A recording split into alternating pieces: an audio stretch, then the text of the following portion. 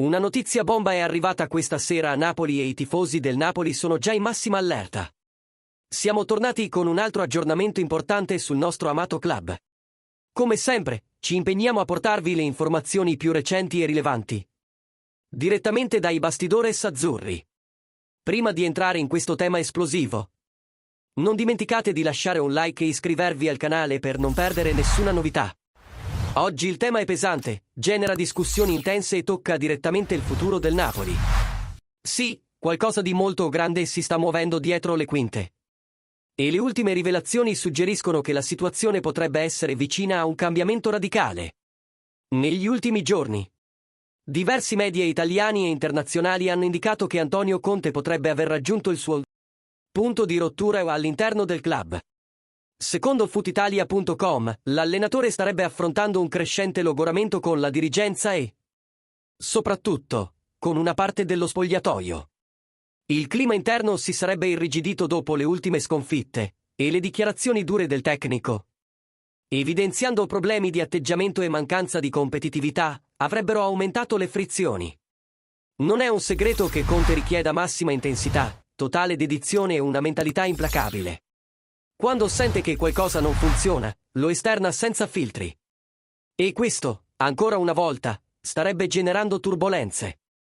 Alcuni resoconti affermano che il rapporto con alcuni giocatori chiave si sia raffreddato in modo significativo. La sensazione è di frustrazione reciproca. Conte ritiene che una parte della squadra non stia seguendo la sua visione tattica con la disciplina necessaria, mentre alcuni giocatori percepiscono il tecnico come eccessivamente rigido e inflessibile. Una dinamica che non è nuova nella carriera dell'allenatore, sia al Chelsea che al Tottenham. Il logoramento interno fu uno dei motivi della sua uscita, ma che ora sembra ripetersi a Napoli.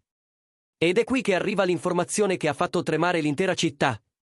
Fonti interne indicano che il Napoli ha già iniziato a studiare possibili sostituti nel caso in cui la situazione dovesse davvero peggiorare.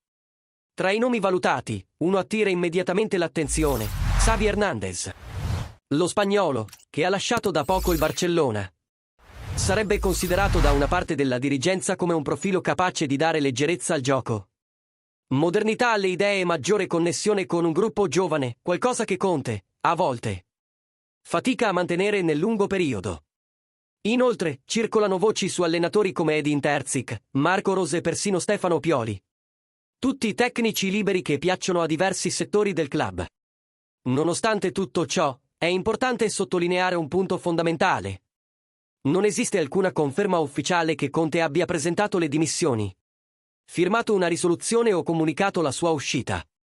Gran parte degli articoli parla solo di tensione, incertezza e possibile rottura. Al momento, l'unica certezza è che l'atmosfera non è più la stessa.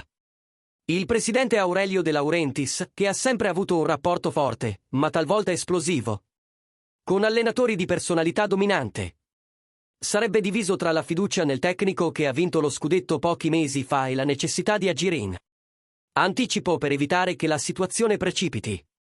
Ciò che incuriosisce di più è che, nonostante la pressione, Conte non sembra avere l'intenzione immediata di lasciare la squadra. Crede che il gruppo abbia qualità e che sia ancora possibile ritrovare competitività, purché vengano fatti alcuni aggiustamenti, sia nello spogliatoio sia nelle prossime finestre di mercato. Tuttavia, se il logoramento dovesse continuare ad aumentare e se la squadra non risponderà rapidamente in campo, una rottura potrebbe diventare inevitabile. Adesso vogliamo sapere la tua opinione, tifoso napoletano. Indice che punta a destra, cosa pensi di questa situazione? Conte deve restare, nonostante il logoramento? Oppure il Napoli dovrebbe iniziare un nuovo ciclo con un altro allenatore? Indice che punta a destra, il tuo parere è fondamentale per capire il sentimento della tifoseria.